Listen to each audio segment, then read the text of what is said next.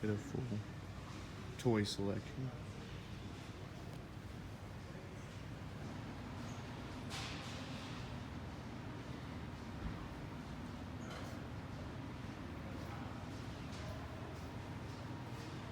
More One Legends back there in the Jonah Jameson.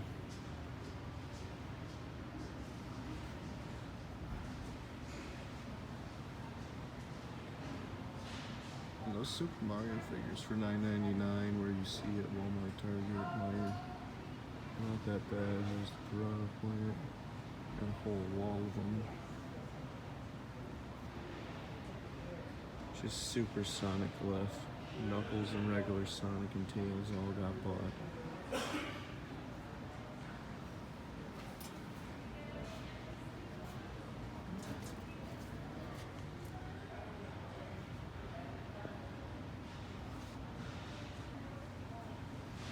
Play-Doh, Funko, Superman Mego. All the horror Megos are gone now. Tom Brady Premature Sports Illustrated retirement issue. Kayvon Thibodeau. Lindy's Draft. I've always gotten these over the years, going back to the early 2000s with Michael Vick being a top draft pick. Local region. Lindy's Baseball. It's our top pitching prospect, Casey Mize. Our top hitting prospect, Spencer Torkelson. Newest addition to my plush collection, Powerpuff Girls Bubbles.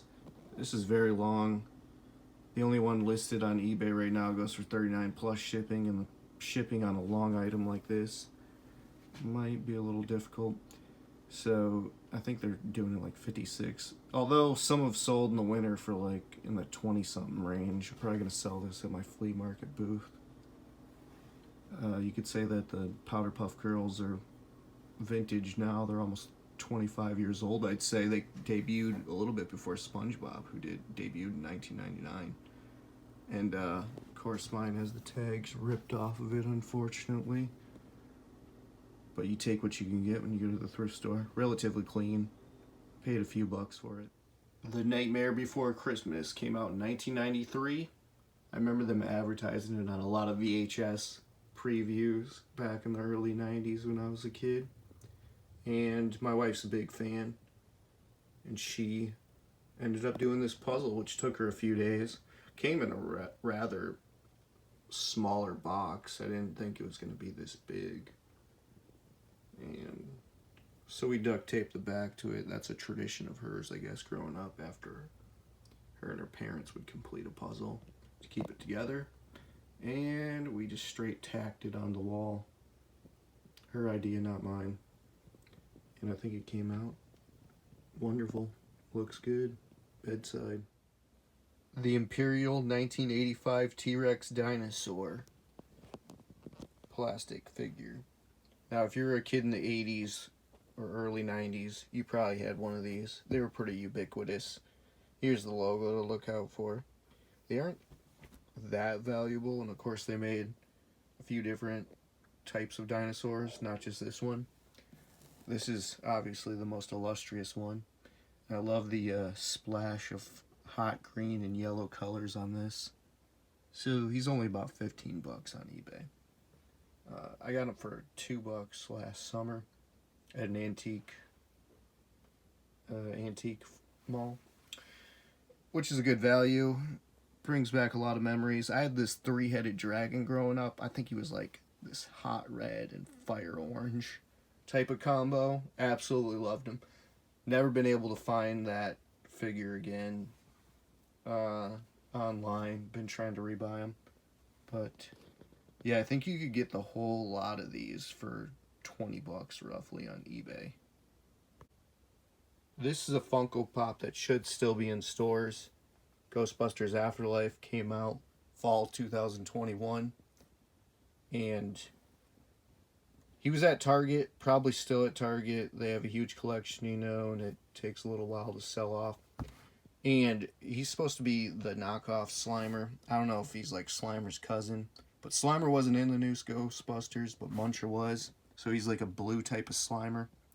And he doesn't really have that hardcore Funko look, so he's a real cool, almost like a Sofubi type of vinyl figure.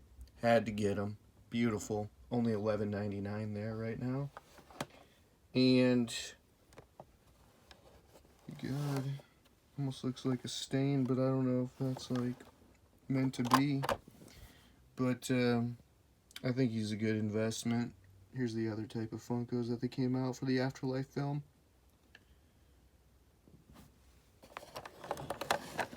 He's only going to go up in value, and he'll look good on your shelf for a little while.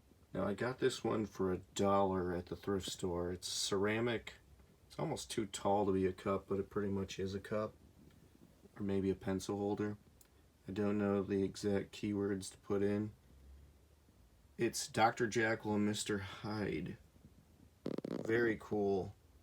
It's a monochrome type of design, and even on the back it has a quote. In each of us, two natures are at war, the good and the evil. Dr. Henry Jekyll. And it has a made in China, which tells me it isn't too old, but still kind of unique. There's almost like a tiny little chip right at his ear. It looks like it's pierced. And there really isn't too much Dr. Jekyll and Hyde memorabilia like this. So I thought it was really cool. Probably worth $20, I'd say.